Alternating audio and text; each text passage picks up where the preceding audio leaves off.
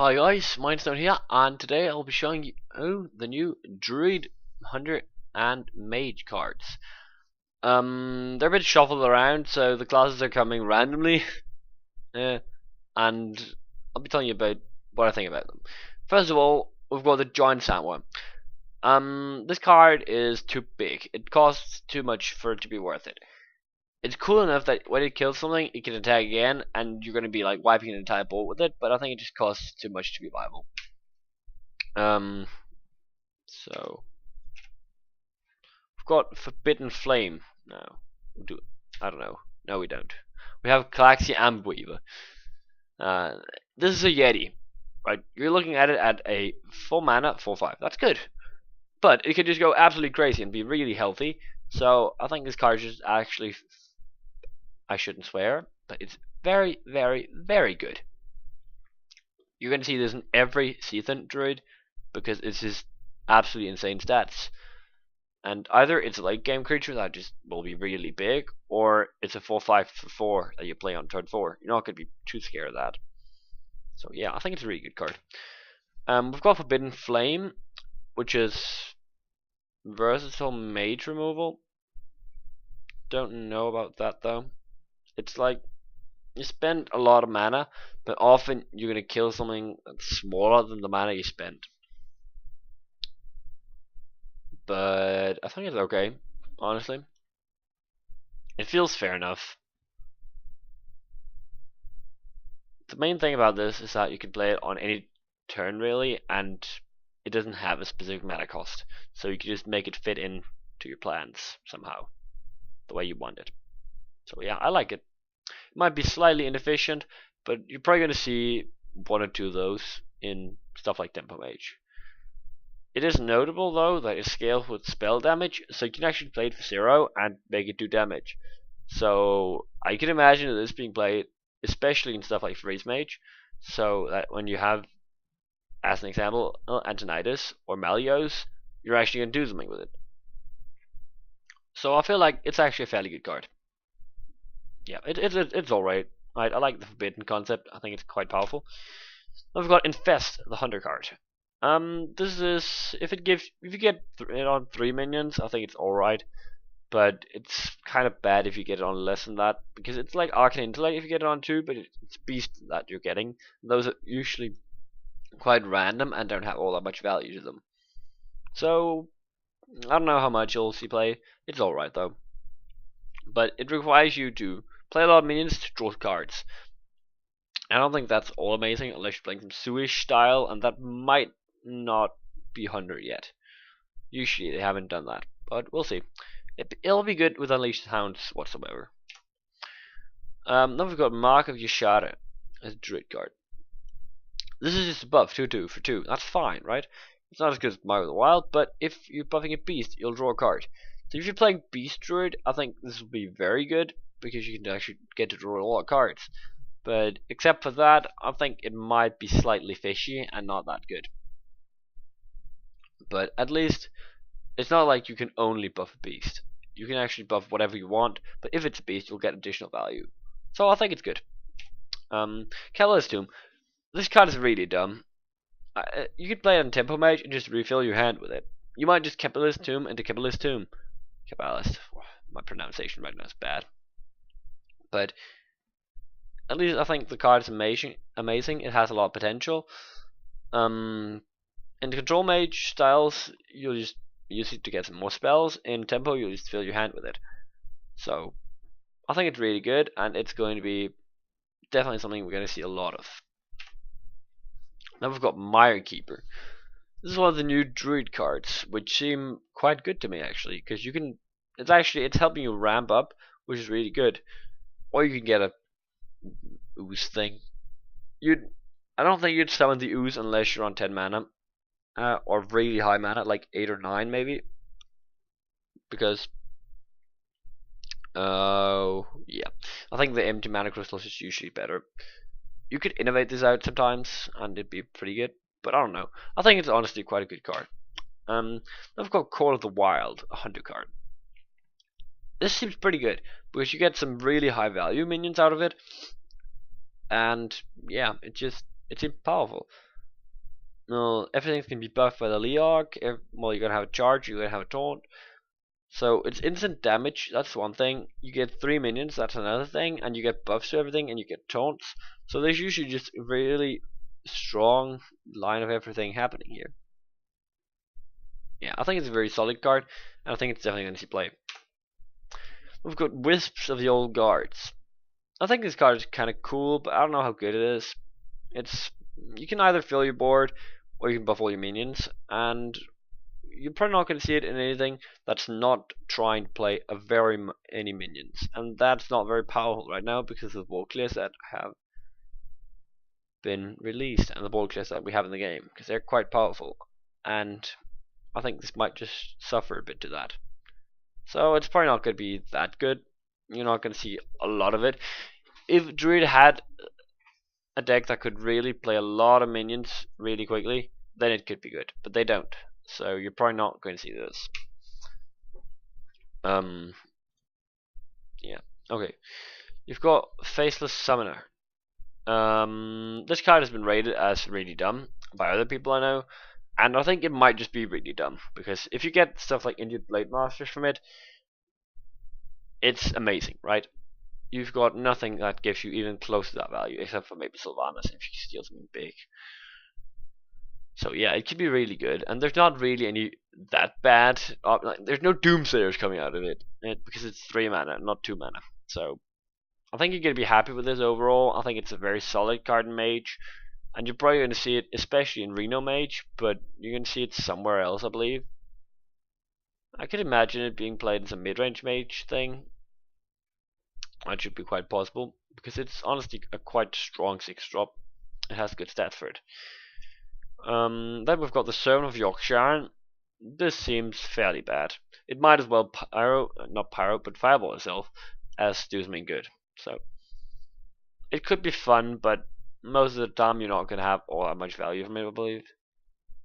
I think there's some clever people doing some statistical analysis upon it, so that they will tell if it's really good or not. But my feeling is that it's a bit too random, and it might be a bit overpriced for what it does. Then we've got the Forlorn Stalker. Yeah, it seems powerful enough if you have Death Rattle on your minions. I can imagine the combo: Unleash the Hounds, Infest, Forlorn Stalker. And because at that point you'll just have a lot of 2/2s that give you stuff when they die. So that's cool. But I don't know. It's a bit fishy as well. I think it's worth it if you buff 2 minions. Then it's like an alright card. But except for that, it just seems too fragile. The stat line's not amazing. I would probably rather have a 3/3, then I think it would be a lot better. Just 2 health just seems like too little. Demented Frostcaller. This card could be really cool, but the problem is that you don't care all that much about freezing stuff in Temple Mage because you're going to be killing everything.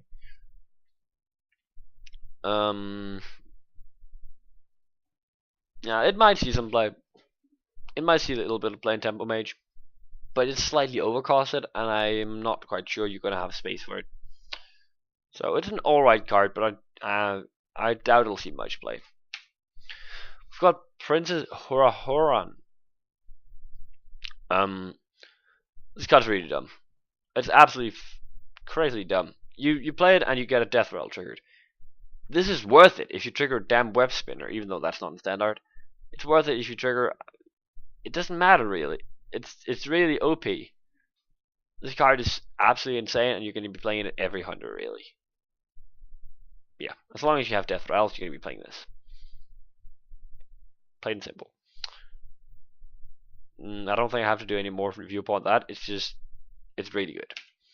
We've got Twilight Flamecaller. This is one of the new board clears that has been released.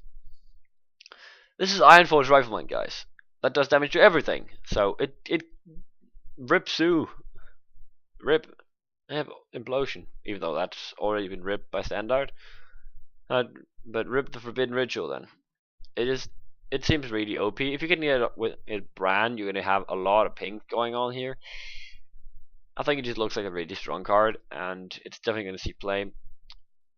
Probably in Freeze Mage and probably in Reno Mage. Not so much in Tempo Mage. Maybe a little bit though. But I think the stat line might be a bit too weak for that. Got Dark Arakoa. This card is super good. Solid stats for 6 mana, very very solid stats, and you buff your Thethan. You buff your Cthulhu. That's how you pronounce it. Just forgot that. With 3/3, that's really strong. So yeah, I think that's just amazing. You'll see a ton of play. Scatter looks pretty bad. Yeah, it just looks pretty bad. Destroy frozen minion. Is it like if you freeze something, you're not usually interested in killing it. You're usually interested in ignoring it. So you wouldn't want to spend mana on killing it. So I don't think this is gonna see play. On the hunt, I think it might just be okay. In 100, you can ping off some little stuff. But it's one of those cards that might just make Reno 100 better. Control 100 might get a bit better from this. But it's definitely not amazing in any way. It doesn't like make me say, wow, it's amazing. But it's fair enough. Then we've got Infested Wolf. This card looks really good. This is one of the reasons I think Death Rattle Hunter might just actually be going the right way. Because you get a powerful Death Rattle on 4 mana.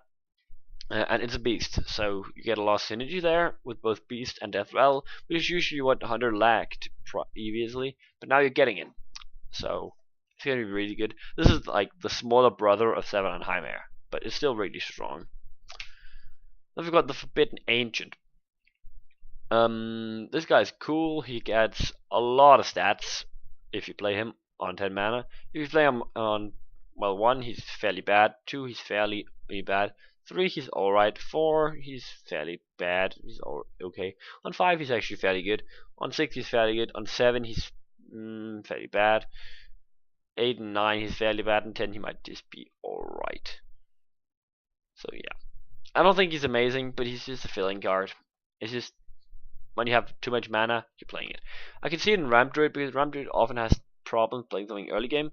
So you could put this in as early game, and if you're up against a control deck, you just hold it until you can play it for late game and have a lot of stats. So yeah, that's good. And in Druid, you usually have a quite large amount of mana, so I think he'll get pretty big. Then we've got Feral Rage. This is a very versatile card. I think it's quite good. With the new Druid Legendary that you're probably going to see in just a moment, I think this card will go absolutely crazy. But let's just say that it's a fairly strong card because you get to choose if you want to kill something or you want to have a lot of armor. So you have a very strong and versatile option here. Then we've got Fury Bat, the Fire Bat, the Honor Fire Bat. It's actually fairly okay. It's a 2/1 for 1 that's good enough. And after the Leopard Gnome nerf, this might just see play in Faith Hunter instead because it does random damage to stuff, and that's just fairly good. And it's a beast, so that's obviously a plus. So yeah, fairly good. It's going to see some play.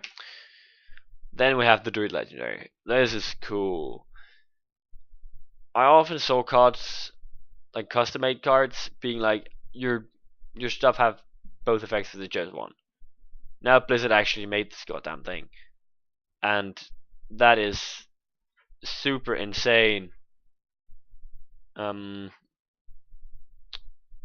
Yeah, so this card is just, it's good stats for mana, right?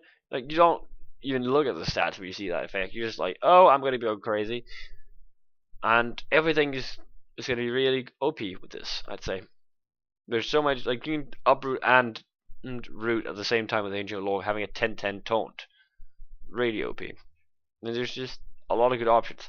And with the card, the Feral Rage, it will just trigger both, and that's really good. It's like bite with 4 more armor for 1 less mana, and that's just dumb. So yeah, I think Fandral will see a lot of play. Probably every Druid deck that has a choose 1 effect, probably. He's just going to be a very solid card. Then we've got Cult Sorcerer. The spell damage is pretty solid. You're going to see it played instead of Kobolds, but nobody played Kobold, so it's not going to take any place. And it's going to buff your Seathan. So in Seathan decks, it could be cool, but I don't think Mage and Seathan is going to be a thing. It doesn't really seem viable to me, even though it's fun. But the problem is you're not going to be casting enough spells for Seathan to get really OP.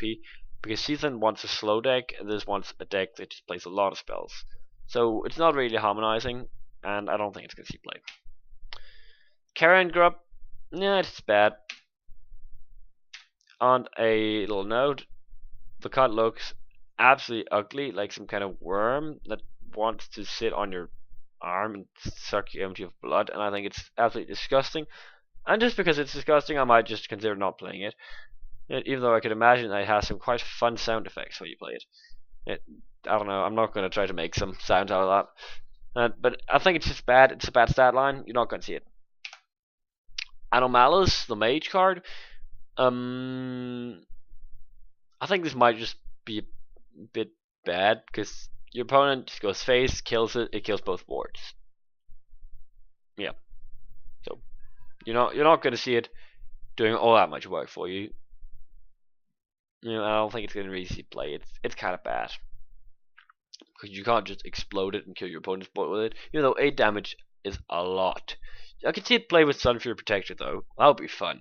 Just the 10 mana Anomalous Sunfury Protector. Because then you have to silence it, or it just kills everything. So that's kind of OP. We have Adlet Grizzly.